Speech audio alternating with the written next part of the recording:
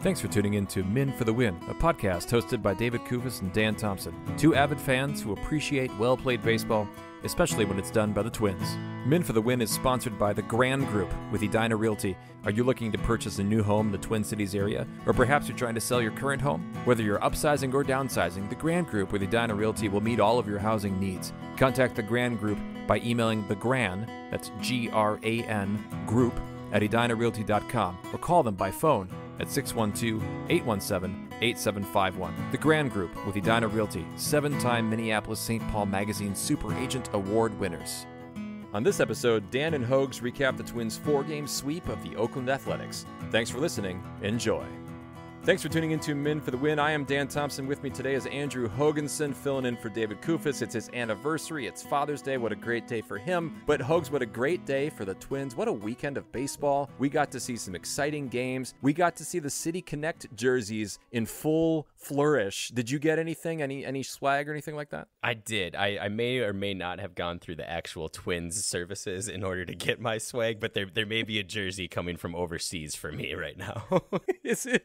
So this is my worry with these jerseys is that, we've asked this about the Pablo Lopez, Pablo Day jerseys. Like, are these going to be valuable or are these just going to be a thing? Like, because in 4 years, they'll get another one. I really like them, though. I can see them sticking around. It'd be nice if they, used them, like the powder blue where they always kind of come back every once in a while. I can see these kind of fitting into that sort of category. But, yeah, what did you think? You didn't get your chance to talk about them last time. Do you like them? I see you're wearing the hat already. I was just saying, I got the hat. I love the hat. If this Minnesota outline logo, and I'm a sucker for it, if this could be the state flag, I'm all in on that. It is. That whole process was a mess, right? But man, if they could have just said, Twins people, you pick the logo, I would have loved that. I love the loon. I love the MN. You guys talked about how it's kind of like they were listening to the podcast. So I do like them. I even played a little game of MLB The Show, and it's already there. Nice. You can use that jersey. So I like them a lot. A couple other things. It was Father's Day today when we're recording, and Audra Martin had this note on Game 4. Between the active roster and the coaching staff, there are 26 dads, 57 children, with a baby Vasquez on the way. Bailey Ober has 4, and apparently that's kind of how Rocco made his choice as to who was going to start Game 1 or 2.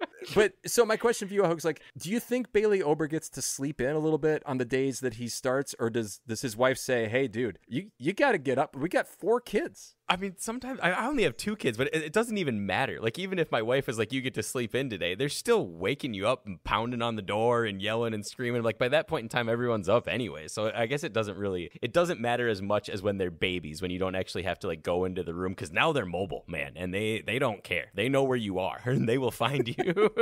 I also wanted to ask you, so because the Oakland Athletics are going to move to Sacramento next year for at least a couple years, which is still weird to me. You played more baseball than I did, but do you think that affects the players to say that they're kind of a team without a home pretty soon? Or do you, because they're not very good. This is their 8th or 9th loss in a row. I feel like it has to, just not really having a home, not having a fan base that is just showing up basically just to hate on their owner the entire time. Again, they're major leaguers and they're making millions of dollars, so there's always that caveat. But I mean, you'd be lying if you didn't say that you don't get the juices flowing when the fans are pulling for you, and it's such a weird situation for you. I don't feel bad for them because I'd trade places with them in a heartbeat to be playing baseball, but yeah, it's got to stink. Especially, I mean, the Coliseum is a scrap pile right now, so maybe they're more excited about being able to go somewhere. But even when they're in Sacramento, that's only going to be temporary too. So yeah, it's a rough situation, and it's a bummer too because Oakland is a proud franchise. It truly has. They've won World Series. They have great history, and then to see this is just it's a bummer. Every time we play them, I get a little bummed out. They were 17-17 at one point. Now they're 26-48. Dan Gladden had a good point too, because people were talking about how good their start was when they were 17-17, and he was like, do you remember the Pirates last year? Everyone thought they were incredible, and then they still ended up being the worst team in baseball. It just shows you how streaky the game is. But yeah, I mean, who wouldn't want the A's to be good? I would love for them to be good in that division. I would too. Yeah, Mariners actually lead that division right now. The Twins are now in 3rd still. They've been in 3rd, it feels like forever, but they're 40-32, 5.5 back from the Guardians, who are 44-25, but they're only half back now from the Royals, who are 1 ahead in the win column, 41-32. So the Twins are, they've won 5 in a row, 7 of the last 10. They're looking pretty good. I think this transitions too, you mentioned Dan Gladden, into what I'd like to call kind of a true confessions segment here. We don't have a sounder for it. I'm going to start, Hoges. So every time that guy hits a home run, I kind of start to cry a little bit, like tears of joy. And I don't know, like, is this premature? I don't know what it is in me, Hoges, but there's an emotion that I feel. He's amazing. He is the one. He is. I mean, there's something about watching him play baseball and his attitude. And I'd like to make fun of you for the tearing up thing, but as I've gotten older, that's just like a gimme now. Like someone could just be like, "Hey, I hope you have a great day." I'm like, "I do too." I mean, it's sad. It's sad when you get old. But man, the way he plays the game, the fact that we know how injured he's been, and then to just see him just continually do this. I love all the Twins beat writers on Twitter talking about like, he's on pace to hit 95 home runs. And frankly, I wouldn't be surprised if he kept it up. And they keep saying it. And eventually it's just like, I think you made the joke too on the Min for the Win Twitter feed that he'll probably hit a home run in his first 7 games before he finally ends the home run streak or ends the 1,000 average. And he kind of did. I mean, he started that whole next game and it's wild. He's defying all expectations. He converted David. I mean, if I don't need to say any more than that. But Hoges, you have a more true confession. I got to give you the floor on this. Oh, I'm not proud of this one. Like I really am not proud of it. But so I have Comcast, and even with all of my complaining, they still have not made a deal with the Twins, which is just stunning that my voice doesn't matter yet. But I can't watch the games on TV, so I listen to them on the radio, and I don't like Atterbury's voice. Like I think he's a great like commentator. His anecdotes are phenomenal. His chemistry with Gladden is pretty good. I don't like the voice, and to me that matters a lot with radio. So I honestly, Dan, I listen to the away broadcast, and the A's radio broadcasters are phenomenal. They are incredible. They're funny. They're romantic about the game. It's also a little bit of a bummer listening to them like talk about this team because it's like so down in the dumps. But it's so jarring. Like when Miranda hit his home run today, it blew my mind because like you're expecting like, and the Twins go, and it's just like, and there it goes. The ball's up, and it looks like we're gonna lose our ninth game in a row. Do they not? Why do they call him Miranda? There's the Miranda Rights. There's Lin-Manuel Miranda. Like, nobody says Miranda. Why do they do that? I have no idea. When I was in Pittsburgh, the PA announcer at the stadium called him Miranda too. So maybe we're all wrong, and I don't know. But I mean, it just every other word is Miranda, so I don't get it. But now it's in my head. It's just Miranda. Well, here we go, Hoges. We should move on here into what is going to be a really exciting and probably very lengthy series recap segment. Series recap. The biggest thing that I want to take away from this game is Joe Ryan had an absolutely phenomenal pitching performance. He did give up his typical homer in the top of the second, and thank goodness it was not on an 0-2 count, because I don't know if our phones would have had enough memory space for all the text messages that we would have got that we better be mentioning that it was on an 0-2 count. It was on a 1-1 count. It was middle, if we're being honest. So I guess we can yell at him a little bit for that. But other than that, he pitched phenomenally. He had 7 innings pitched, 3 hits, 2 earned runs only off that home run. Great to see him producing, and he's really becoming kind of that guy right now with Pablo Lopez not being his best version of himself lately. He is without a doubt the ace of this staff right now. The Twins are able to kind of piece together their runs here. Buxton has a 2-run single in the second. Correa with an RBI single in the third. He's obviously going to come up a lot. Even Austin Martin, who rejoined the team here for Kirilov, had a great series. He hits an RBI grounder in the fourth, and then Correa hits this home run in the seventh, and there's this celebration. And so I you're going to make fun of me for this. I don't know that I love this celebration either. What is it with Minnesota's obsession with Prince?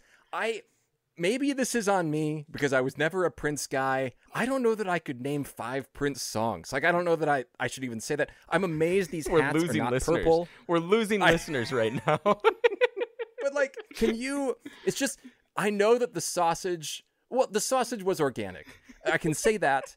This feels inorganic. Oh, man. I'm so disappointed right now. Because when that happened, my first thought, I even texted you guys, was, thank goodness David's not on the podcast, because I don't want to hear him complain about how inorganic this celebration was. And here I am getting it from you now.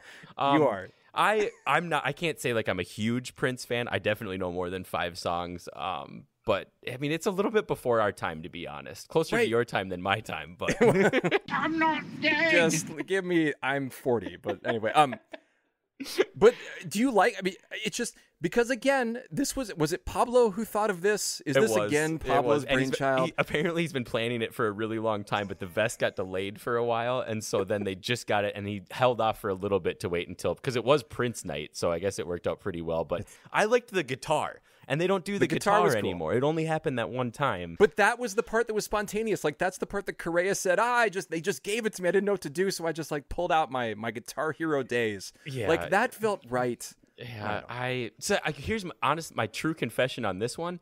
I'm so jealous of the Mariners having that, like, the trident that looks so awesome. And then, like, when Shohei was with the Angels and they had the whole samurai hat, those were cool. I don't really like the vest because they have it, they have to wear it backwards because they don't like putting it over. So, I'm going to be a Debbie Downer too. I'm not a huge fan, but whatever. You know what? If they win, I don't care. I mean, they hit a lot of home runs in this series. They had 13 hits in this game, 12 singles with the Correa home run. Buxton had 3 hits, Correa 2 hits, Lewis 2 hits, Jackson, Alcala come in, pitch the end of the game. And so, again, a 6-2 win. Well, let's move on here to game 2. The Twins win this one 6-5. It's City Connect night.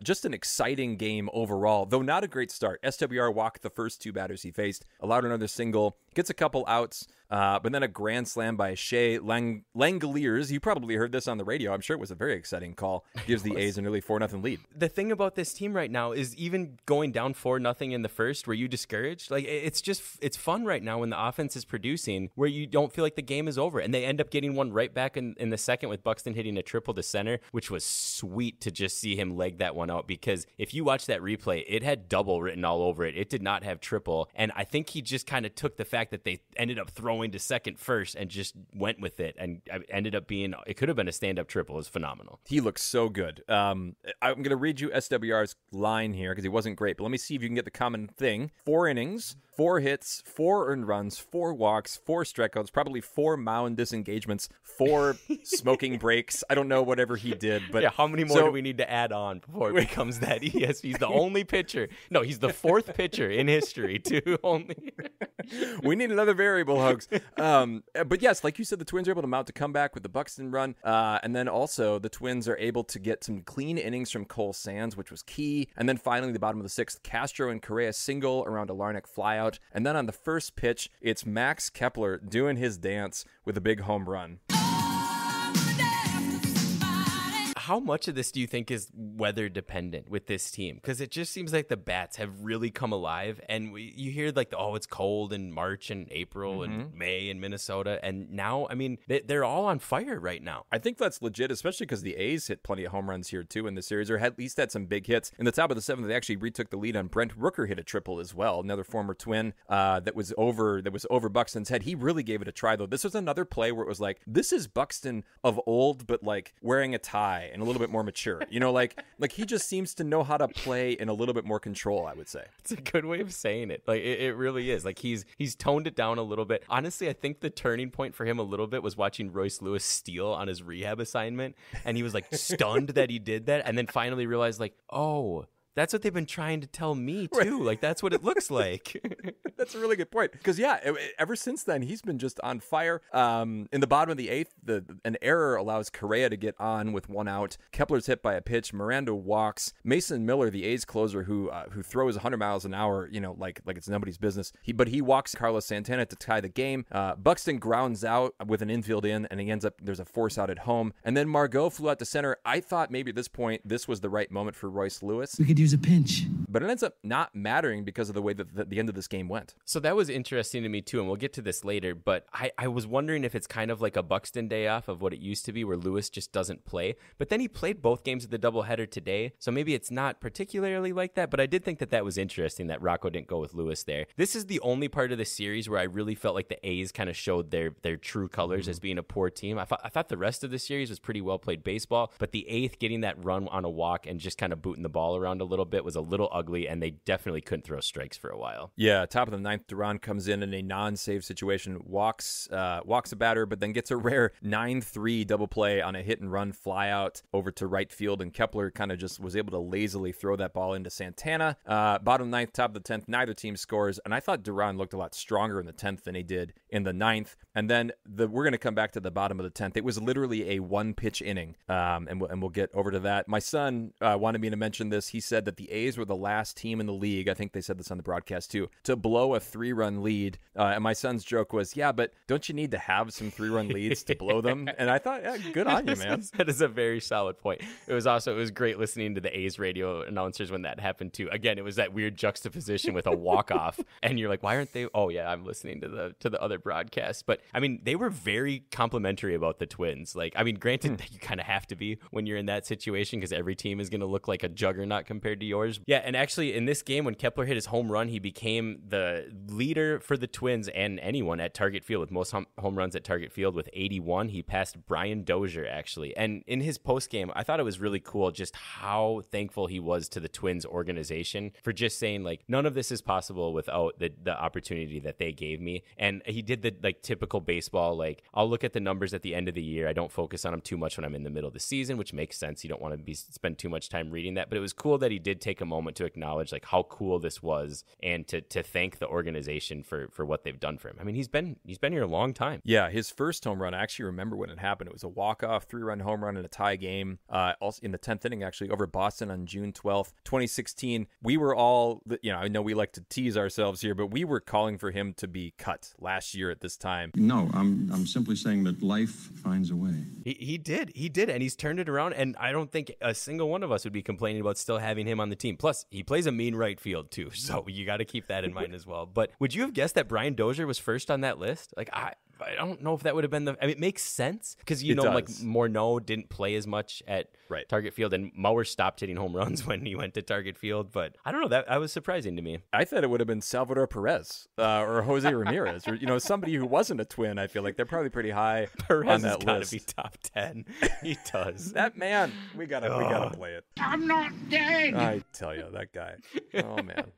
We'll probably be saying same thing about Brent Rooker here after a while with right? It's crazy. So let's go to game 3. So this was delayed from Saturday, which this was, I think every Minnesota Twins fan's dad out there. This was like his dream, right? Because he got to watch 2 games on Father's Day. The Twins win game 3, 6-2. This is one where they're able to start off with some runs early, Hoges, and just kind of like, I don't want to say cruise, but this one was never really in that much doubt. Yeah, Correa crushed a homer in the bottom of the first, and then on the very next pitch, Lewis just lasered a home run, and it's just a great way to start. I mean, you go up 3-0 right at the beginning of the game. None of this coming back stuff that you have to worry about, especially in a doubleheader. And the important thing about this, too, is you put their starter in that big of stressful situations right away on a doubleheader, you're really tying the manager's hands. Well, totally. And Sears made it into the 5th for the A's. It felt like when the Twins loaded the bases in the bottom of the first, you thought, man, if they get hit here, Sears is going to be out. One other note, by the way, about those home runs, I saw a video online, it might have been Audra Martin again posting it, that after Correa hit that home run, he said something to Lewis kind of on his way back, and I think he said something to Miranda. It's almost like there was something that he saw, and it seems to pay dividends, the fact that Lewis literally the next pitch was able to hit that home run. I want to build a championship culture. I mean, that's what he's doing. He's been doing this here. We got to talk about a couple other things here in this game. Top 4, nice defensive play by Castro, who fielded the ball in the left field corner. He threw out Soderstrom at second, and then in the bottom of the 4th, Correa homers again, a 3rd deck shot to left field, his 8th homer of the year, and it's 4-0 Twins. And then I had a moment in the top of the 7th where I felt old because Daz Cameron, whose dad is Mike Cameron, who I remember him playing for the Mariners and other teams. He hit a homer to otherwise ruin what was a great day for Bailey Ober. 6.1 innings pitched, 8 strikeouts, 4 children. I mean, it was just like, what a day for Bailey Ober here on a hot afternoon at Target Field. Yeah, I mean, as we'll see later, like the ball was flying. So to be able to get out of there with only giving up that 1 run is pretty phenomenal for him, especially with that kind of humidity. And the temperature is built for the ball to fly today. So yeah, great start for him. He needed it. He's had a couple rough outings lately. It was good to see him get the job done today. Bottom of the 7th, after Buxton singles and steals second, Santana homers as well. Talking about baseball's flying at 6-1 Twins. Alcala, who again looks really good on this stint. I guess he's looked pretty good other than covering first. He's just got to get that down. I know. It's like, buddy, is it that hard?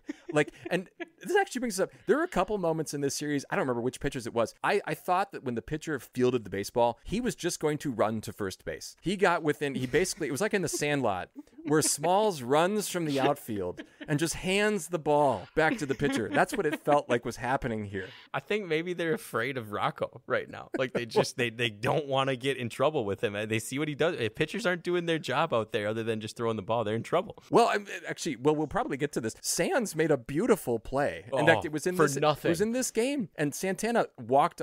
Santana wasn't even standing on first. It was like he thought, there's no way Cole Sands is going to make this play. Hey, pitchers are athletes too. It was so disappointing that it was all for nothing though. Like it just made me so sad. Like he makes this amazing play and then he doesn't even get an out.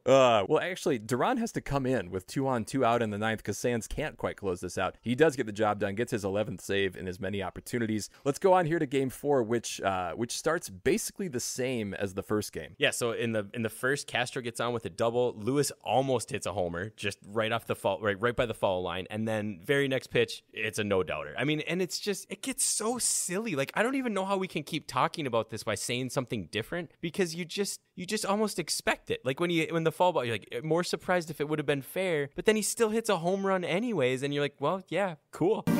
He's the one. I don't know there's enough Kool-Aid for me to drink all of it down. Like right? I would just be, I can't even think of the metaphor. It's falling apart, Hoges. I'm just so excited every time he steps up to the plate. Well, and just like right now, even we're both smiling talking about this because we're just not used to having a guy like this on our team. There was something, maybe you saw the tweet, but someone said like the only other 2 people have hit more home runs in their first whatever at bats, and it was like it was great. Yordan Alvarez, yeah, and I want to say like Ryan Braun or something like that. Yeah, somebody might have to fact check us on that. Yeah, that was what it was. It's that kind of stuff. Like we're not used to this. Like this can't be true.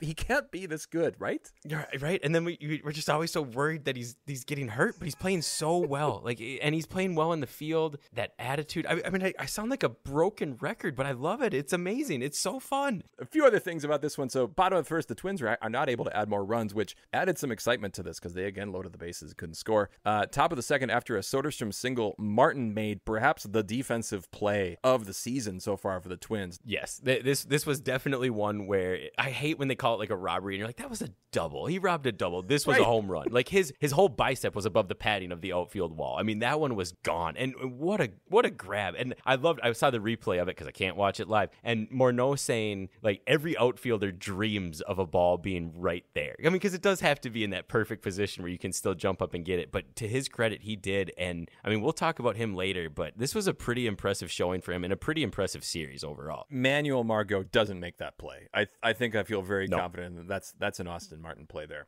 And then we'll kind of run through more of this here. So they actually scored 3 runs of that inning nevertheless. So the A's took the lead. Very back and forth game. Twins are able to tie it in the bottom. Well, they're more than tie it in the bottom of the second. Martin singles, Castro doubles.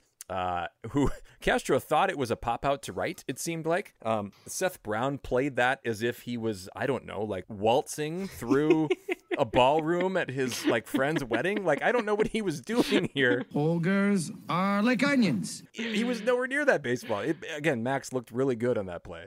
Trevor Larnach gets up and blasts a 3-run homer. Another no-doubter, just a bomb. It's good to see him producing. He's such an interesting player on the Twins right now because he batted leadoff for a while in that Pittsburgh series, and then we haven't seen him all that much, but every time he comes in, he's producing, it seems like. But yeah, it was good to see him get on the board here too early. Top of the third, the A's answer, JJ Bleday, who has a fun name, and Soderstrom both hit solo home runs. Tie it at 5. Paddock is done. His ERA is at 5.25. I think we'll talk about him more later. Bottom of the third, Santana legs out a double, and a couple outs later, Martin doubles him in. Twins have been really good, actually, with 2 outs and 2 strikes on them. There was a lot of stats about that. Bottom of the 6th, they add a run on a Correa 2-out single, which is important because then Louis Varland came in and actually gave him some clean innings here, but he struggled in the 7th. That's when the A's get to him. We'll come back to that moment a little bit later. But the back end of the bullpen after that is great. Staumont strikes out the side, and the 8th has yet to allow an earned run with the Twins. And then it's Miranda, that guy, hitting a 1-out first pitch home run off the third deck facing in left, and it's 8-7. And then Jackson, top of the 9th, allows 1 hit but hits his spots, gets a save, and the Twins win this one. And there we go, another sweep for you, Hoges. You've had great luck on this podcast. I really have. We were going through it before. The only one that I didn't get a series win was the Tigers right at the beginning of the year. So it's been a lot of fun. I'm getting spoiled because, man, series wins are way more fun to talk about than series losses. Well, let's go on here after those very long segments there at the beginning. Let's go on to the Puckett's Picks winner. Catch 'em all, Kirby Puckett! Puckett's Picks winner. If we could skip this segment, I would do it,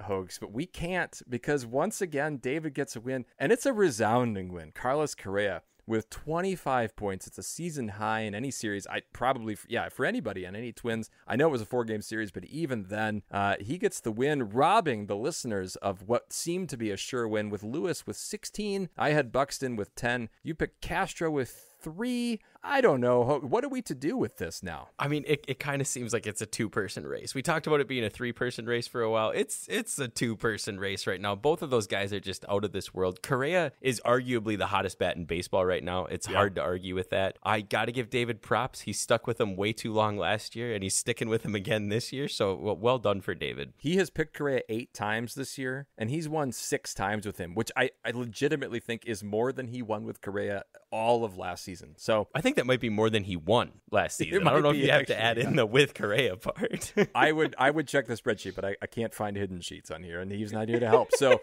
I can tell you the standings. He has 13.5 points now in the season because he got the half-point bonus. You have 7, Hoges, and you're in second, and the listeners and I are each tied with 3.5. You combine us, we're barely better than him. Beast versus Bench. Is losing fun?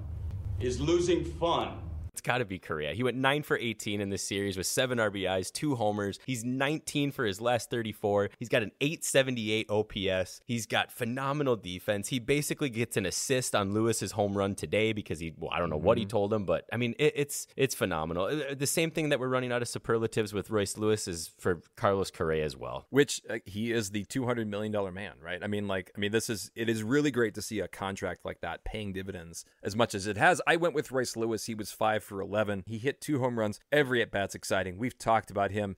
As for bench, Hoges, who do you got? I went with the catchers. I mean, it was kind of hard this series to pick someone because a lot of people produced, and their numbers aren't even that bad. They went 3 for 16, but you just didn't see them at all in the box score, really, and you saw basically everyone else. So it's a little bit picky here, but I'm going with the catchers. Yeah, and I know you hate it. I had to go with a starter. Chris Paddock. This was his 6th outing this year now, allowing 4 or more runs. When he gets hit, he gets crushed. And with Varland looking a little bit better. Now, when I wrote this was in the 6th inning of Game 4 before Varland had kind of gotten into some trouble, and I worry about the length. But then, is Paddock's job at all at risk? I don't know. I mean, it seems like this start was unique, too, because a lot of these times when you see that final line where it's got 5 hits, 5 earned runs, you're like, oh, Rocco just kept him out there to burn for 7 innings. But this one, he only pitched 2 1/3, and he took him out because the Twins were in the ball game. I mean, very clearly in the ball game. You can't have that. I think it might be getting a little hot. I think it would have been hotter if Festa came up for any of these latest ones because I don't think Varland is going to be the guy who takes his spot, but it's definitely warmer than it was a month ago. Well, that actually is a great transition into Rocco's Rewind. Rocco's Rewind. So I honestly, I thought Rocco managed this series pretty well. I think leaving Kepler in the 10th in order to get that game-winning hit was a pretty phenomenal decision. He's got a lot of walk-off hits for the Twins, so I liked that call. But I didn't like today how long he stuck with Varland, especially with Stallman getting warm in the bullpen. They even had Mackey go out there to try to slow it down, but they kept him in there. It was 4 weak hit balls that he gave up in order to get those singles in order to push the run across. So I guess I can see why with 2 outs, but it's just the guy's getting hit. You have a lot of bullpen arms available. You got Stallman ready. Take him out. Let him get the 4 innings pitched and walk away with a good feeling instead of sacrificing the lead and getting back to a tie ball game again. There is something to be said for it doesn't matter how the hits are. You give up 4 in a row with 2 outs. He did seem kind of gassed. And so you'd think this is a protection for everybody.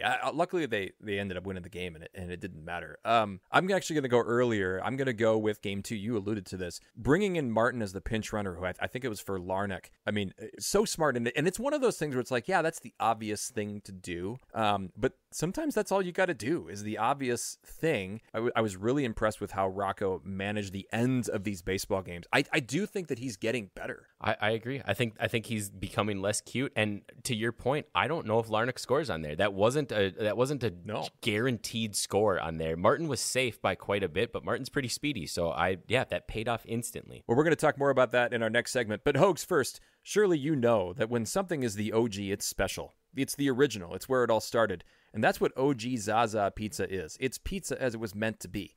Located inside Potluck Food Hall at Rosedale Center, OG Zaza serves up New Haven-style pizzas Caesar salad, and big-ass breadsticks that are literally 2 feet long. For the month of June, all pizzas are $10 after 5 p.m. every day of the week. You heard that right, just $10. So stop in, take advantage of this delicious deal. Minnesota Moment. I'm going to keep talking about Game 2. I'm going to go a little bit earlier, but maybe it's 2. It's Kepler's home run in Game 2. To tie that up at that moment when you needed a big shot like that, I just thought that was pretty great. And then the finish, just another Kepler walk-off hit, that single, again, on the first pitch of the play. I mean, it was so exciting, Hoges. What drama, what a game, what a finish. I love that. I love Maybe you should find a British announcer who can call Twins games. Man, I'd stop calling Comcast. I'd be like, you know what? Fine. I don't need to watch it on TV. I can listen to this all day. What is your moment? I went with we've talked about it to death, but I went with the Correa and Lewis back-to-back homers today. It's the story of the series. Both of those guys, just this team's being carried by them, and that's the reason we won this series. I just don't know how it can get any better. Mauer's Musings. Well, my question is this team is looking like they're legit. I mean, again, we'll probably talk about them in 2 weeks after they lost 10 in a row and been like, sell everyone. But right now, it seems like this team is going to be a playoff team, whether it's a wild card and hopefully competing for the division still. What do you think our biggest need at the trade deadline is, assuming we're buyers? I think it's got to be a starting pitcher. And that's what's so tricky is that how do you go out and get a great starting pitcher right now? How much are you going to have to give up? Because can you name me who are the starting pitchers that you want out there? Let's say you had to pick 3 to be able to start those 3 games in a wild card. Who do you want right now? It's really tough. I mean, Ryan, I think, is the obvious choice, and then Lopez, and then after that, I don't like it. Like, it just makes me really nervous. So yeah, I agree. I think that's the obvious answer. Those cost a lot. Those guys do not go cheap. Would you want a different corner outfield? I mean, I feel like always people are talking about corner outfielders and relief pitchers. Like, do you think that they need that? There's guys like that are available where I feel like you don't have to give up that much in order to get. So sure, but at the same time though, like, I don't know how much that is going to really matter in the playoffs. And we do have guys. I mean, if you look at Matt Wallner down in AAA, he's raking right now. Mm-hmm. So there's always that option. Kirilloff figuring it out is always that option. I don't think that's as big of a hole as starting pitching necessarily is right now. But like we both pointed out, like, there's the huge price tag attached to that. My question is related in a sense. It's a roster question. Do you think that Austin Martin is here to stay for the rest of the year? I hope so. Like, honestly, he's really fun to watch. His defense out in center field, like we talked about, has been phenomenal. Margot's not going to play out in center field. And if he keeps producing and getting on base like that, and then that option to pinch hit for him if he is on the bench, or pinch run for him when he is on the bench, and be able to have that speed, he's a guy that the Twins don't really have available, and none of the other guys in AAA fit that skill set. So I would love it if he's still on this team come September. Hang on a minute. We could use a pinch. It's funny because we're usually talking about pinch hitting, but you're right. I mean, a pinch runner of his speed, and because he's a utility guy, he's more likely to be on the bench already in those spots, and so you can use him in that way. Let's move on here to our series grades. Series grades. I gotta say first, Oaks, thank you guys for using my rubric and using my system while totally criticizing my system as you went through this last episode. You literally talked about the grid. You talked about well-played baseball. So for all the grief that I've gotten over this, it sure is a pretty good system, Hoges. It felt like a weird version of Stockholm Syndrome, I think, where we were trying to make fun of you for it, and yet we were proving your point, and I could hear myself doing it, but I couldn't stop. I mean, it works. It works. Well, it's easy when the team sweeps. My grid says I can give a 9 or a 10 in this situation, so I'm going to go with that. And then well-played baseball, when you hit home runs, it covers a lot of ills, but there weren't a lot of grossly bad plays. They had some nice plays in the outfield. Obviously, Martin's play, Castro's play we talked about earlier. They didn't make any really bonehead base running mistakes that I can come up with. So a 10 out of 10 there. This might be my first, or if it's a very few, 20 out of 20. That's an A, easy. Well, and the pitching staff did pretty well too. They gave up some runs today, but other than that, 2 runs in game 3, 2 runs in game 1. That's a solid performance. And I think when you're talking about the advanced retreat, it should be mentioned too, we gained a game and a half on the Royals and the Guardians today because we won 2 and they both lost. So I think that matters a little bit in how my brain works with it. I gave them an A as well. I don't know how you give them anything else. Well, that makes it easy here. We can go on here, look around the league with Herbie's headline. I don't know, Jack. It looked like Herbeck pulled him off the bag. Herbie's headlines. So speaking of the Guardians, an interesting stat that I saw rolling through this week, Jose Ramirez is absolutely raking. He's on pace to get 146 RBIs. Yes, I said RBIs just because I figured you needed a little needling since you're not teaching anymore. I got to make sure you're on your game. But one thing that was interesting about it, they were saying the Guardians are set up like your more prototypical baseball team from when we were growing up, is that they're getting guys on base and then he's knocking them in. Teams don't really do that anymore. That's why he's hit so many RBI. But it's cool seeing him perform. He is a phenomenal guy to watch in the AL. And the farther and farther we get, I think that team is real. And I just hope the Twins can be in play for the division at the end of the year here. It's hard not to like him, even though he plays for another team in the division. He punched out Tim Anderson. Like, how do you not like a guy who punched out Tim Anderson? About that. That's pretty good. That's pretty good right there. I don't know. I don't know that Joe would endorse physical violence. He would not. He would not. Just a couple other things. We lamented Mike Trout's injury earlier this year. Mookie Betts was hit by a pitch on his hand. He's likely out for a while. He's got an 893 OPS. I know that his team is great, but still, it's a bummer when some of the best players in the league aren't able to play. And then this week, there's no Field of Dreams game in Iowa, but there is the Cardinals-Giants are playing at Rickwood Field, which is the oldest professional ballpark in the U.S. It hosted Negro League games a long time ago. It established in 1910. Are you gonna try to tune into this one? Yeah, well, I can actually watch it. I'm imagining. I imagine it's on ESPN, so I should be able to watch that then. So yes, I will be tuning in. All right, well, let's look ahead here. After the day off, the Twins play the Rays on Tuesday. And we'll see you tomorrow night. Puckett's Picks. Listeners are gonna, it's hard to argue with this choice. They're gonna take Correa after the streak that he's on, which I want to kind of call collusion here, Hoges, based on the circumstances. I knew this was coming. So you go ahead. You get to pick next. I don't know how this works, but go ahead. I think I'm going to take Royce Lewis. I thought for a long time about this. I've really debated it. I think I'm going with Boy Wonder, and I'm taking Royce Lewis. He's the one. Yeah, that leaves everybody else for me. I am going to go with the frequently DH'd and occasionally playing in the field, Trevor Larnach. He's looked really good. He hits the ball hard. I think I saw a stat about he's got one of the best rates for hard hit baseballs on the team. So yeah, if anybody could have a big game or a big series, maybe you can hit a couple home runs. And then that leaves, of course, David's pick. And I can't imagine that you are surprised by his pick, Hoges.